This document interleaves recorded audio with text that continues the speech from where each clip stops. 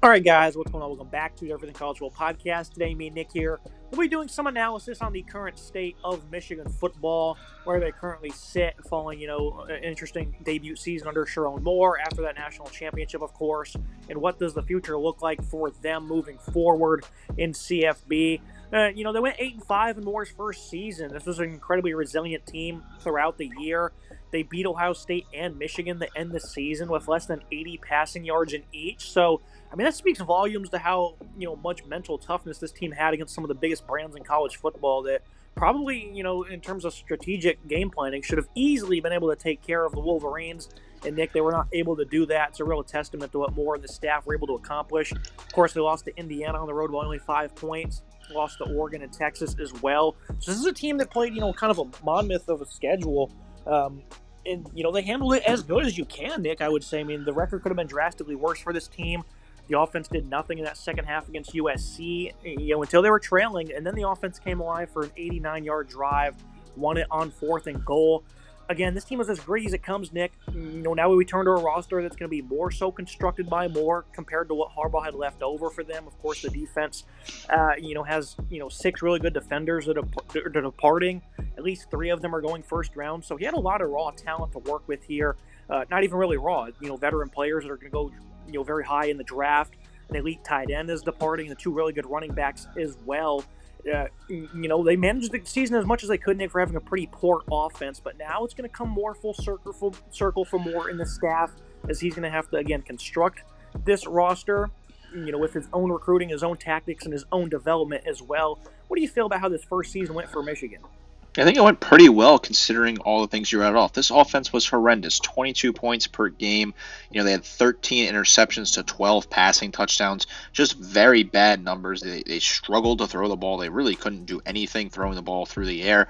They had 190 completions on 300 attempts. They were just poor across the board. They had to run the ball a lot, which is really the only way they were able to do anything. They averaged 4.2 yards per attempt on the ground and 18 scores total, which are still, disappointing numbers for Michigan. But like you said, they found ways to beat Ohio State and Alabama when it mattered most.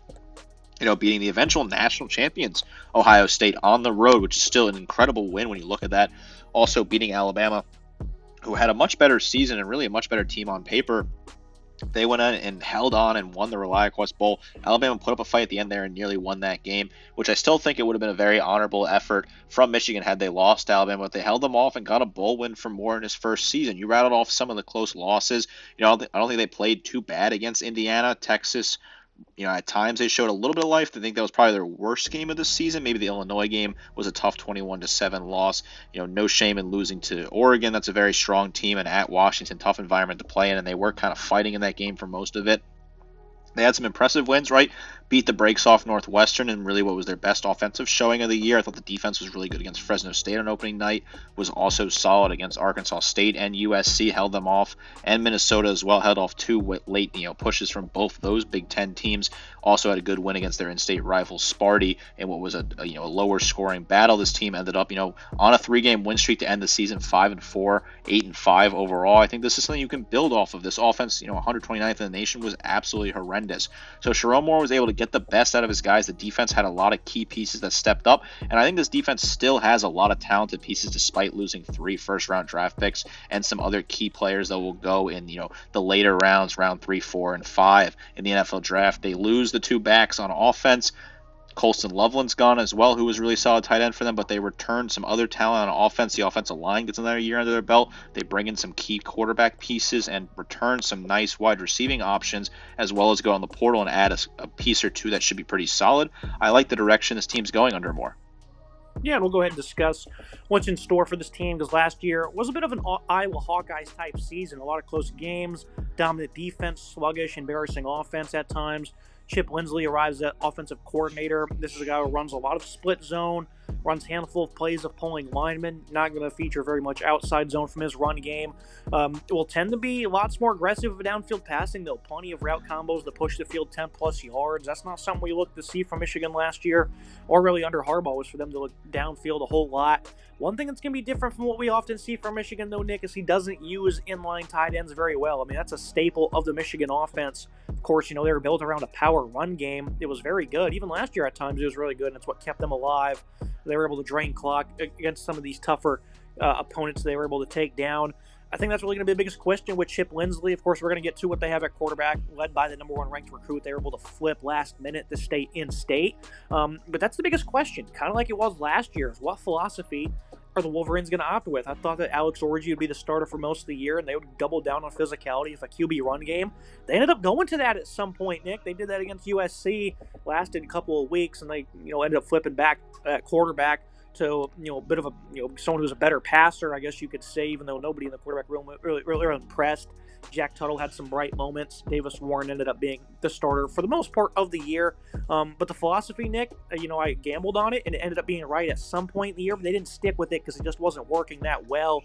That's going to be the biggest question mark here, is what philosophy will it be? Will it be Lindsey running his offense, or is it going to be a mix of him and Sharon Moore, who is an offensive head coach, so it's his responsibility to get this fixed and fast? This offense has to be better here. You bring in Lindsey, who's got an interesting checkered past. Spent a lot of time in Alabama in the high school coaching range. Was an offensive coordinator at Hoover under Rush Pros back in the day. Also has the head coach at Spain Park High School, which is a pretty good school in the southern part of the state of Alabama, in that in Birmingham area, but still a really talented school that produced some solid players. Spent some time at Auburn. Was also the head coach at Troy for 2 years. Didn't have any success there, and then most recently was the offensive coordinator at North Carolina, where he coached Drake May and was really solid in that 1 year, although Drake kind of disappointed compared to where you would expect him to be. Definitely regressed with Lindsey as his play caller. It's a questionable hire for me. I don't know if I love it as the new guy in charge. He brings in a great top recruit, like you said, Bryce Underwood, who they flip at the last second. This kid's got everything, got all the measurables you want to see. A lot of interesting things going on with that. This is a kid that's going to be a really talented quarterback. So now you bring him in and see if you can, probably start him day one, see what you can do and develop this 17-year-old and turn him to a star here. A really good quarterback that they flipped late in the cycle, from the state of Michigan, the number 1 player in the class, according to 247 Sports. This is a big add, and this is a big Chip piece to work with. I don't know if Lindsey was the right hire here. I kind of question it a little bit. I wonder what the philosophy is going to be. I agree with you. I question whether or not they'll be able to build a philosophy around that. I think there'll be some heating moments there from Lindsey and Moore. I question this hire a little bit. I'm a little cold on it, although I still think Underwood is a phenomenal player who will develop and turn to a star at Michigan. You look at some of the other pieces on offense, far and few. Talent at pass catcher, still quite scarce. I think Samaj Morgan's an explosive playmaker. Frederick Moore can be solid. The addition of Donovan McCulley was amazing. This guy's going to get probably 100-plus targets this year. I think he's a great player. He was very good for Indiana 2 years ago. Didn't play much last year in what was a deep room due to injury. And if they would have had him, they could have, competed even more so against the teams they lost to. McCulley's a phenomenal addition. Other than that, though, you're not really feeling confident. You don't know what you have in these tight ends. Marlon Klein's probably going to be the lead guy. Mainly he's just been a blocker up until this point. It's a tight end under Harbaugh was obviously a bright spot for them. So losing a great guy in Colston Loveland's certainly going to be tough. And then the running back room as well. Benjamin Hall, Jordan Marshall, some young guys I think most people are confident in. Of course, they added a guy from Alabama, Justice Haynes, as well. And, of course, returning, Max Bredesen. He's kind of a do-it-all fullback for them. He's going to be a big alpha dog. And the philosophy certainly needs to be able to get him involved at some point because he's certainly one of those gritty football players, a veteran for them. And then, of course, like you alluded to, Nick, Bryce Underwood. It seems like it's going to be his job. They offered him a lot of money to flip from LSU late to stay in state. Mikey Keene, they bring in the veteran. Davis Warren is still in this room, I believe, and he's shown on the depth chart, but I thought that his eligibility had ran out, so we'll have to check on that. Keene, though, was not a bad quarterback, and I got a first-hand look at him back in week 1 where he put up a resilient effort of his own. Late pick 6 to Will Johnson, those sealed his fate. They ended up losing that game by 20 points. He was good at Fresno, back-to-back 2,800-yard seasons. He does have a bit of a turnover problem, 21 interceptions over the last 2 years as well. This is a veteran quarterback, though, who's played a lot of football. I think he can certainly help be a bridge and a bit of a mentor for this young quarterback and Bryce Underwood. We'll allude to his scouting report here in a moment, Nick. But, what an addition for them to be able to land Underwood when it seems like they weren't going to get him. And that kind of flipped the script for me in terms of confidence on Sharon Moore. Even if it was a bit of a desperation move, I certainly don't always like those in coaching. In today's new world of college football, a lot of teams seem to make desperation moves with the money they have. But if you're going to win football games and this kid's going to ball out, then, who cares, right? Yeah, really, who cares at the end of the day if as long as he goes out and wins football games? We'll highlight the information on him in a second. Look at the scouting report on Underwood. I definitely want to talk about him in depth in a second here. I'm going to highlight some of the other players like you said there. I think Frederick and Moore or Moore and Morgan, that is, are two decent players. I think Morgan's a solid slot option. McCulley, I think, was a good ad from Indiana, a guy that could do a lot. Kendrick Bell maybe could step up. Justice Haynes, I was hoping he would stay at Alabama. He's a very talented back. I think could really develop under this system. This is an offensive line that was really young last year, had a lot of underclassmen starting, particularly on that left side. So I think those are guys that can continue to develop and into stronger physical players. I think Benjamin Hall is really solid as well. Jordan Marshall and Bredesen are solid. The Mikey Keene ad's not a bad ad if you want to go for a bridge here. But I think Underwood's really the star of the show here and the guy you want to talk about. I think you probably start him just to go out there and see what he can do. I think this kid is so talented. You roll the dice a little bit here with the way that this team is and the way the schedule is set up. We'll talk about that a little bit later as well. I think you roll the dice, right? This is a kid that's very talented. We're going to break down sort of some of the scouting reports in a second here, but this is a big kid. You went out, made a desperate move. I think you got to start him, see if it pays off. This is a boom or bust type of move here, but I think it has a lot of potential to boom. Yeah, Underwood's a guy that really improved his last year of high school in terms of his ability to throw on the run, pick up first downs with his legs, turn a 15-pounder. He's going to continue to get bigger. So if he can keep that speed with that size, that's certainly going to be great. Certainly, stands out with his arm. He's made a lot of starts. He's played a lot of football. One thing that's going to, be, interesting to see with Chip Lindsley is the, ability to dissect defenses. And, that mental processing seems to be kind of, a jury is out on Lindsley still at this point if he can really coach those guys in that aspect. His pocket awareness is very good, though. Is not a guy that really panics. Does very well under pressure. Stays on schedule. Likes to challenge tight windows. Really good velocity. This is a guy that is a number one recruit for a reason, Nick. And I think that, like you said, starting him, from day one might be the move. They do play New Mexico early on, so Keene might be the starter. I think he's going to play well enough in the offseason to be in consideration for the starting job, most certainly. That's why they brought him in. It's always the big question. Do you want to, throw guys to the wolves early on? And I think for Michigan, you kind of have no choice because his offense was so bad. They need playmakers. You didn't really see it last year. The best playmaker they had was Loveland, of course, and then a former linebacker, Quail Mullings, playing running back. You need a guy who can come out here and execute a more complex scheme that can, feature, big-time passing attack, and Underwood seems to be the highest upside guy in that regard.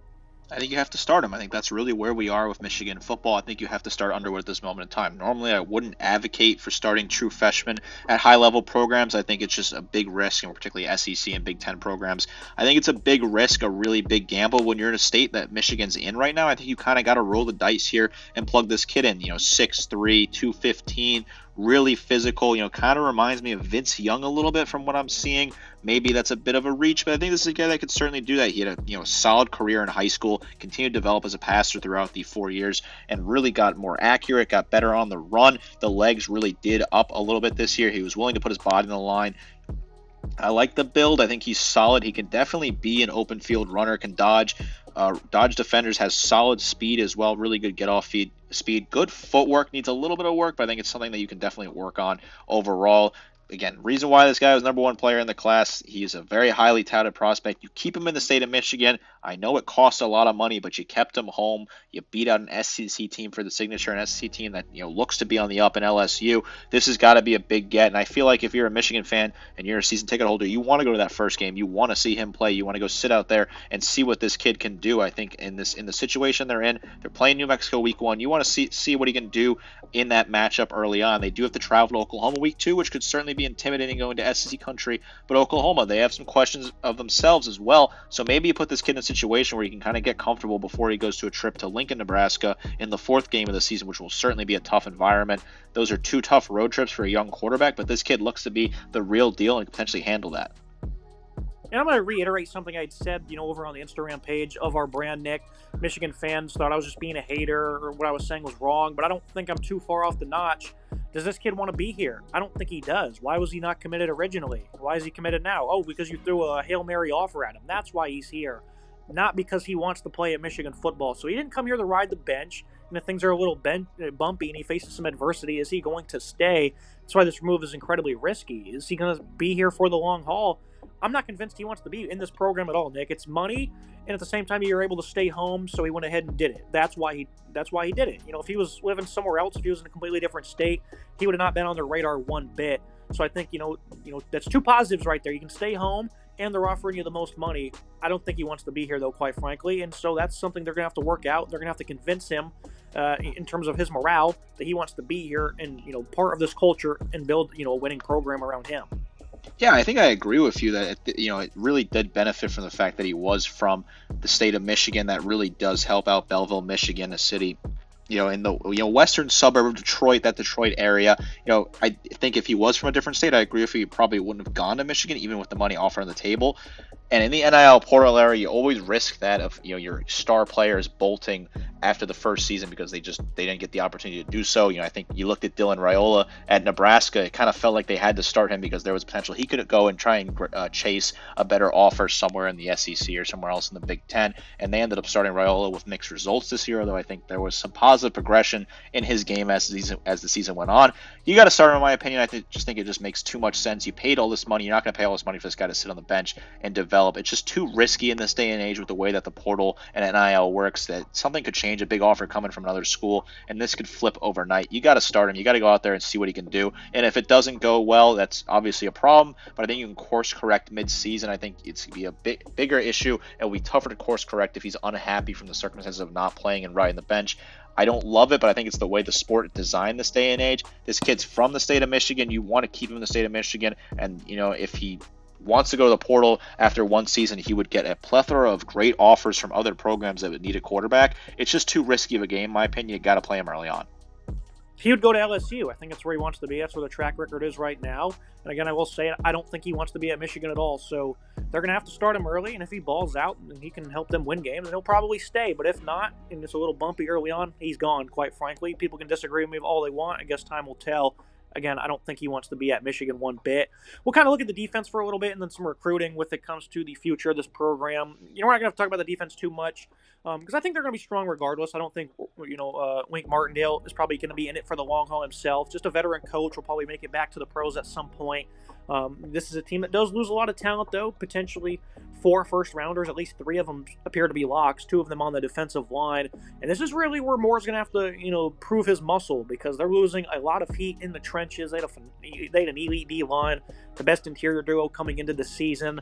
That's why they were able to beat Ohio State and Alabama. These guys were tone setters for him the entire season, Nick. Now they're going to be losing them. One of the only veterans that returns up front is going to be Rashawn Benny. That's kind of a proven playmaker. They get 2-3 good linebackers in Derek Moore, Ernest Hausman, Jashon Barham, and of course, a plethora of guys in the secondary that have played a good amount of snaps. This defense will be good. Will it be elite like it was when they won the national title or even this past year? I don't know if that's true or not, especially because you're losing, again, elite defensive linemen, but I don't think this defense will ever be a liability under Sharon Moore, and certainly that could backfire on us as well. But I think this is just a team that's going to be in good standing. Big Ten defenses, they're always very stout, very physical, and I don't think that's really going to be a problem for them, especially this upcoming season.